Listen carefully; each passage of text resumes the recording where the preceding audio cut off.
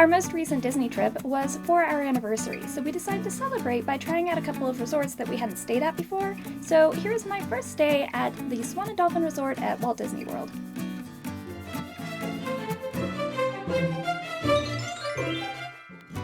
The Swan and Dolphin hotels have been a major landmark of the area for a long time, and it seems like as you drive around Disney property, they're a pretty obvious landmark that pops out a lot as you make your way around. So we've been curious about them for a while, but we hadn't ever stayed there, and I've never personally talked to anybody who had stayed there, so we were really curious about them.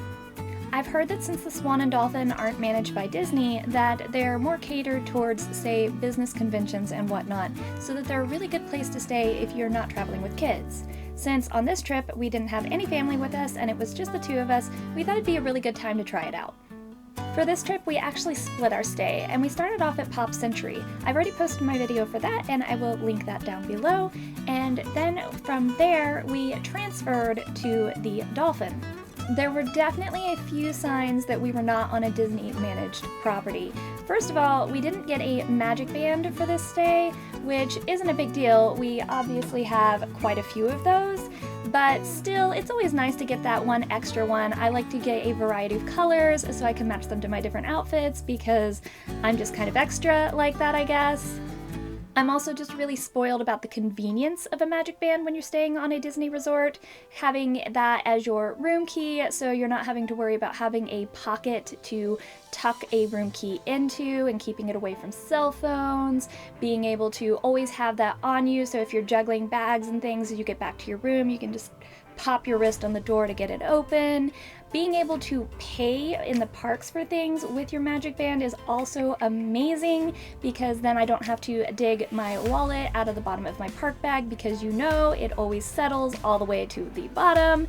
So I did kind of miss not having that ease of being able to get in and out of my room and having everything linked to my room like that, and I definitely missed getting an extra magic band. Another big difference with the Dolphin was definitely the transportation situation. On the plus side, you're a pretty easy walk from the Swan and Dolphin to either Hollywood Studios or to Epcot, which was amazing, and we definitely took advantage of both of those. There's not a lot of shade on those walks, so definitely sometimes I carried a fan with me, and sometimes I used my umbrella to get that little bit of shade, and either of those helped a ton and made it a lot more comfortable, but we'd actually made the walk before without either of those things, and we realized it was a pretty easy walk, but it definitely got a little warm if you didn't have a little bit of shade or breeze to help things out. You can also take the ferry directly from the resort to either of those parks, but we didn't always find that to be the most efficient use of time. There were times that we definitely caught the ferry and hopped right on and it went right there and it was great. Depending on where you're going and how many stops there are between where you're going to board and where you're going to disembark, sometimes it can take a decent chunk of time and the walk would have been faster. But riding the ferry is nice and relaxing. It's fairly cool even on those hot times. Even though most of the ferry is enclosed, once you get going there's usually a little bit of breeze. So that is very nice, but it can take a little bit of time, so keep that in mind on your plans. It is also very nice that riding the ferry saves your feet. There are Disney buses that take you between the resort and all the typical parks and Disney properties, but it's a very different situation than I'm used to from most Disney resorts. For one thing, instead of there being a separate bus stop for each or at least most of the Disney properties that you might be going to from the resort, there's really only one place to catch all the buses. So everybody's kind of clumped together, you don't know who's going where, there's not really a good way to line up because you're not sure who's going to be going to the same place as you, so it can be a little bit of a mad rush if it happens to have everybody that's there waiting is going to the same place, but it's also a little bit annoying because you don't know what bus is going to come when all the time.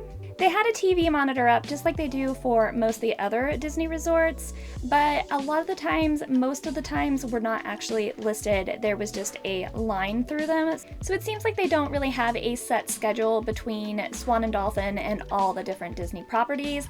It's kind of just like when they see that it's needed, they send someone that way. So it was a little inconsistent catching buses. As far as the hotel itself, the building's interior had a very odd layout.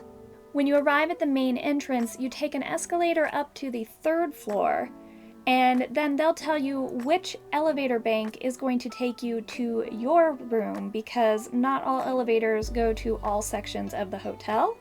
Our room happened to be on the 2nd floor, so, typically after you check in at a hotel, because lobbies are usually on the 1st floor, you go to the elevators and you go up to the 2nd floor. But we actually had to go down, and then we were looking for stairs because we're like, oh, we're only on the 2nd floor. It'll probably be a lot faster a lot of the time to take that one flight of stairs than have to be going and waiting for elevators up and down each way. But that wasn't actually an option. We never did find a set of stairs that we could take down that one flight.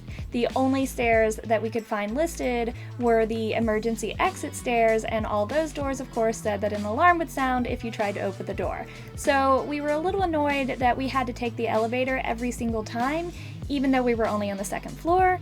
Not a game breaker, but it was a little annoying and a little weird having to go up and down constantly just to go out somewhere simple like the main front door.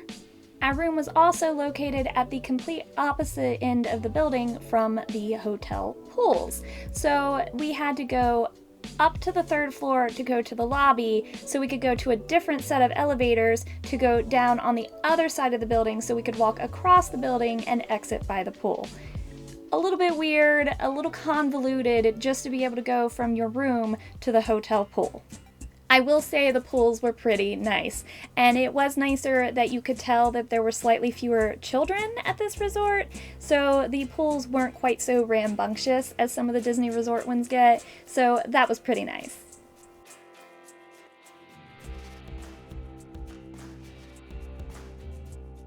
And even though our room was at the corner of the building closest to the walkway to Epcot, we actually had to go almost all the way back to the lobby to the elevators, take the elevators down to the ground floor. Thankfully, there is a door near the elevators, so you don't have to go all the way to the lobby, but just most of the way to leave the building.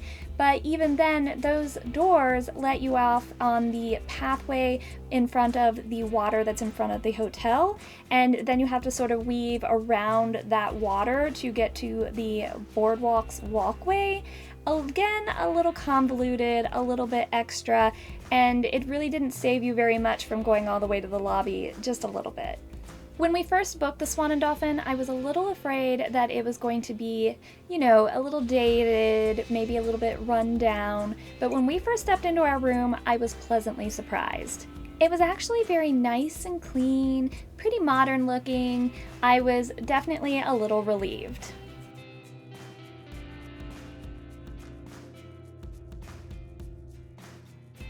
We even had our own little balcony that had a direct view over the waterway past the yacht club and to Epcot, so that was a pleasant surprise.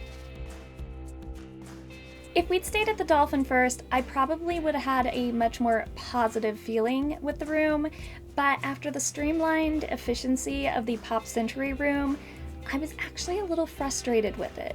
Even though the room was actually probably at least the same size as Pop Century, if not a slightly larger room, the room just did not have as great of a layout. The only outlets I could access easily were on the lamps, and that meant that I had all our electronics scattered all the way around the room. The closet was a decent size, maybe a little shallower than I would like, because it meant that when I put suitcases in it that were empty, I had to turn them a certain way so that they would fit.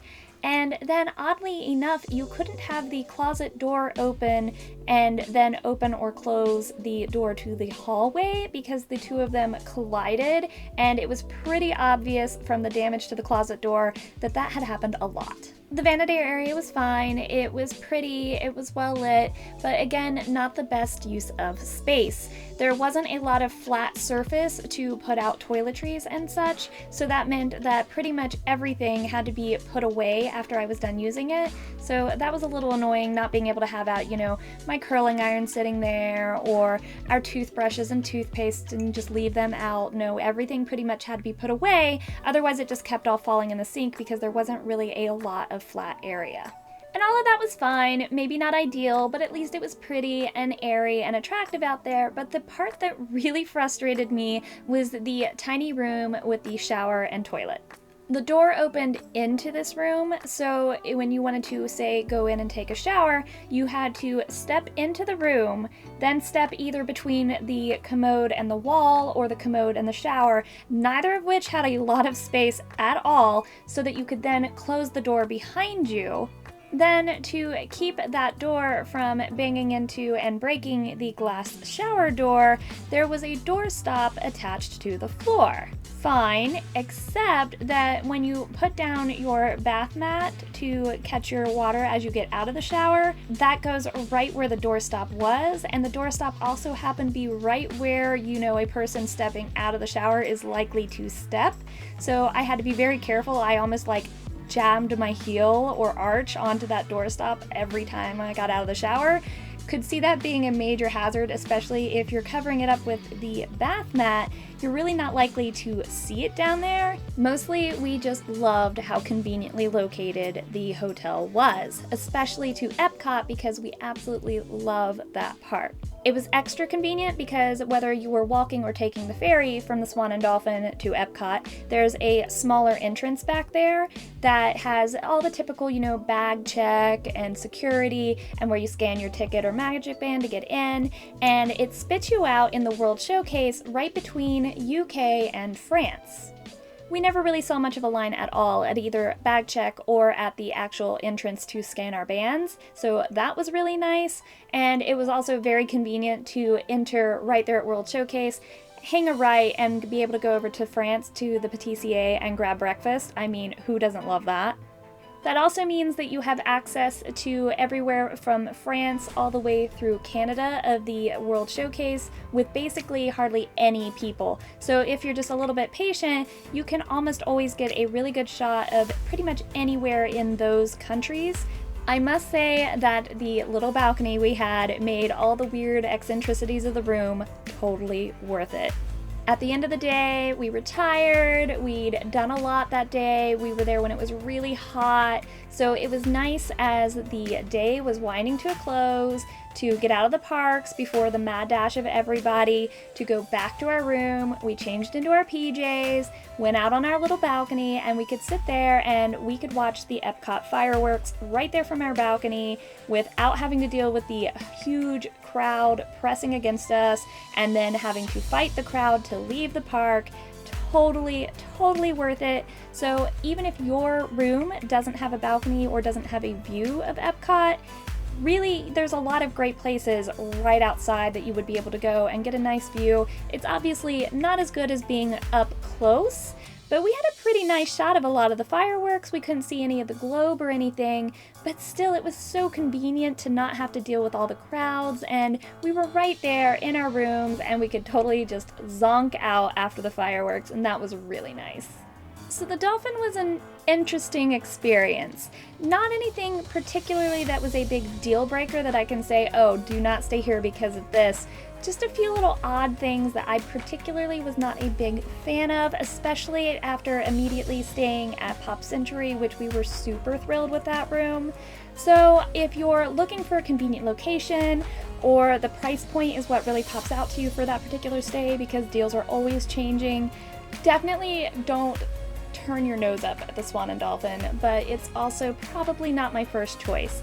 I don't think that we'll probably be staying there again anytime soon, but it wasn't horrible and it did really open our eyes to staying in the boardwalk area, and we really want to try more of those resorts in the future. I hope you found this helpful. Have a beautiful day, and I'll see you next time.